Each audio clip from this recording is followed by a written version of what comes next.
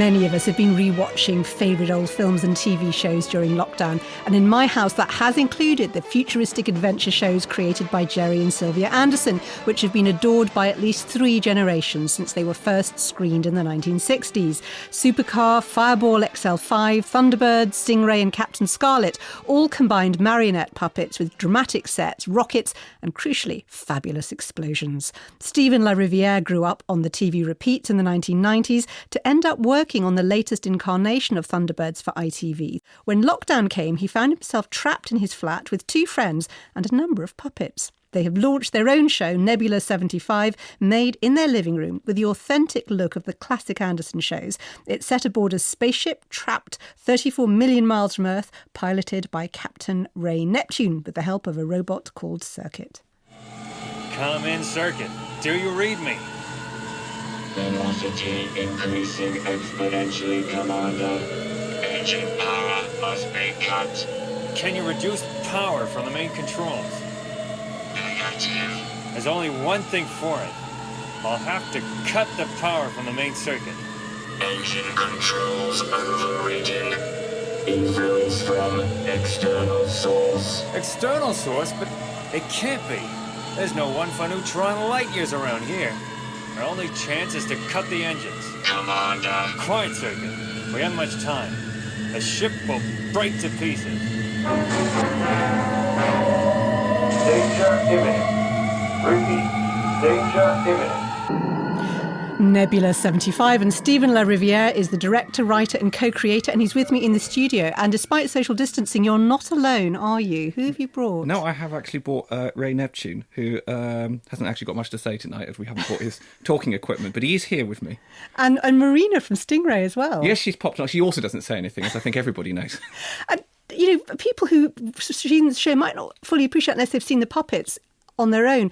They're what, about 2 feet tall? Yeah, they're about 2 feet tall, about 18 inches. I mean, he's actually one of the bigger ones because he's the hero of the show, so he's got his sort of dynamic wide shoulders. They're not just tall, they're also enormously heavy as well. Well, I was noticing you have your arms straight up, you know, the marionette sort of wooden strings is unchanged. Yeah, so these are tungsten wires. It's actually wire from the original studio. So, I mean, this puppet is as much as possible completely identical to the puppets that they would have been using in the 1960s. Well, feel free to rest your arms. I feel that you might need to. Well, it's a good replacement for a gym during social distancing. It's clearly very loyal to the spirit of the Jerry Anderson universe. And watching the episodes on YouTube, you got all the little details right. Was it just a lockdown thing? What made you do it now? Well, we decided it really is a lockdown thing because we'd had plans. We've been doing Supermarionation things. We've made new episodes of Thunderbirds, 3 new ones. We did a spot on Endeavour, the ITV drama series.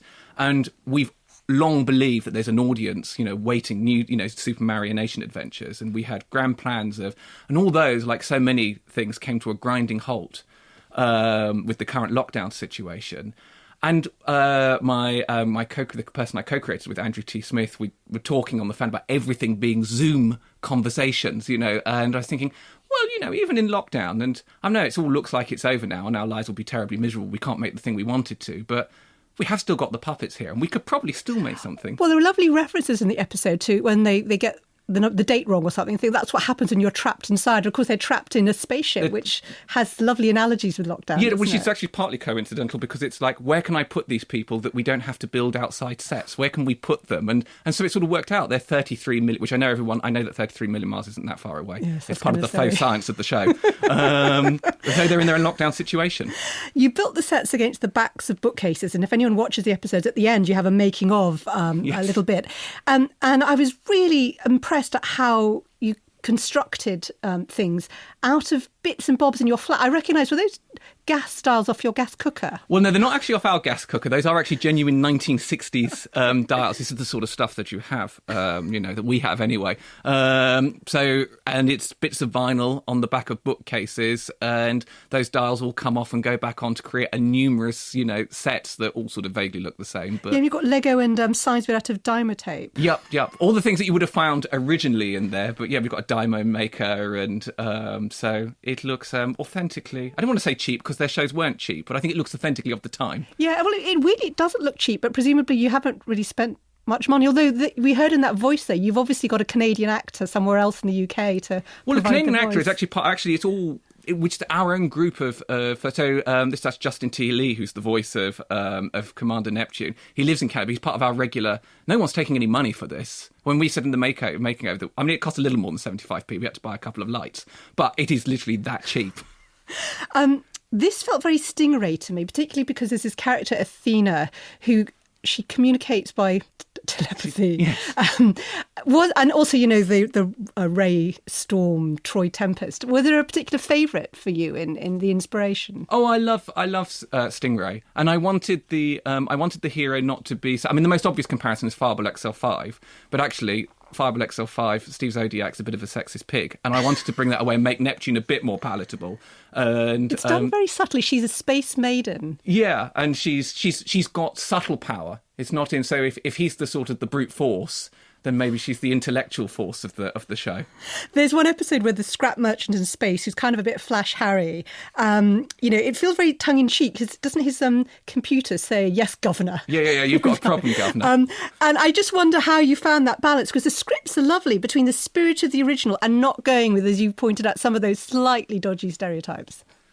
Which is because he is actually quite a dodgy stereotype. So we tried to balance, like I think they did originally, the sort of the drama and a bit of comedy, but the comedy should always be, the characters in the situation should always take it seriously, which is the great strength of those shows. If they believe they're 33 million miles from, in space, and that's a long way away, then it is. If he's a scrap merchant on a spaceship, we, the audience, laugh at him because we find him funny, or with him, but not laughing at him. But for him, his spaceship blowing up is life or death, even though what's he doing there? Out in deep space doesn't matter. And, for people who haven't seen it, just remind us how small the space is in which you're making it. Because I've seen you and your fellow flatmates. The space is tiny. We live in what I would describe as a 1.5 bedroom flat. I live with my girlfriend and our flatmate, and it just happens that we all work together, and so we live together as well post our last job. And we film in the living room, but the living room's got the sofa. We haven't got enough room to move all the furniture out. So someone said about how much they like, I love the sort of half shadowy lighting that you've got into. The lighting's great. And I was like, well, it's because there's a bookstand in the way, a bookcase in the way. I can't get the light where I want to. And I should say, even listening to that, you can hear there's real good sound effects, and you've got Barry Gray music from the original. You've sort of got a lot of these. Yeah, so we're using Barry Gray music, which the estate licensed us for free. And thank you very much. And actually, a lot of those tracks are things like commercial jingles. And there are little bits in where we've worked them in. And the great thing about television back then, and it's actually very traditionally paced. We tried to match the sort of pacing, even though they're only 15 minutes.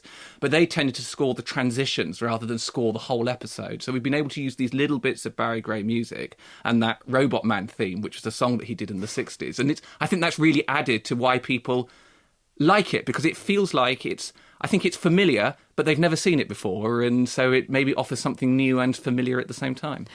What do you think is the heart of its enduring appeal, this kind of analogue making? Because, you grew up in the 90s as a little child and you fell in love with it. But that's it. I think that when I was growing up with it, I didn't know, and the same with my flatmate who's 10 years younger, Elliot, who works on this, he grew up with it in the 2000s.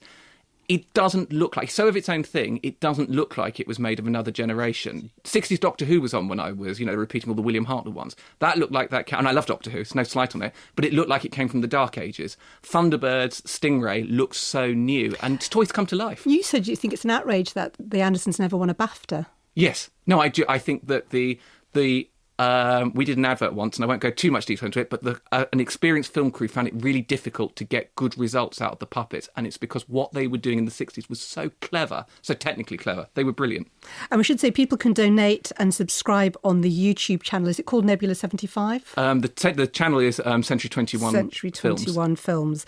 And yes, then you'll be making more episodes, hopefully. We'll be making more episodes, but the weird thing about this is we made one, and now suddenly we've got broadcasters talking to us. Very strange. Excellent. But we're very happy. Well, you heard it here first. Stephen La Rivière, thank you. The first 3 episodes of Nebula-75 are on YouTube now.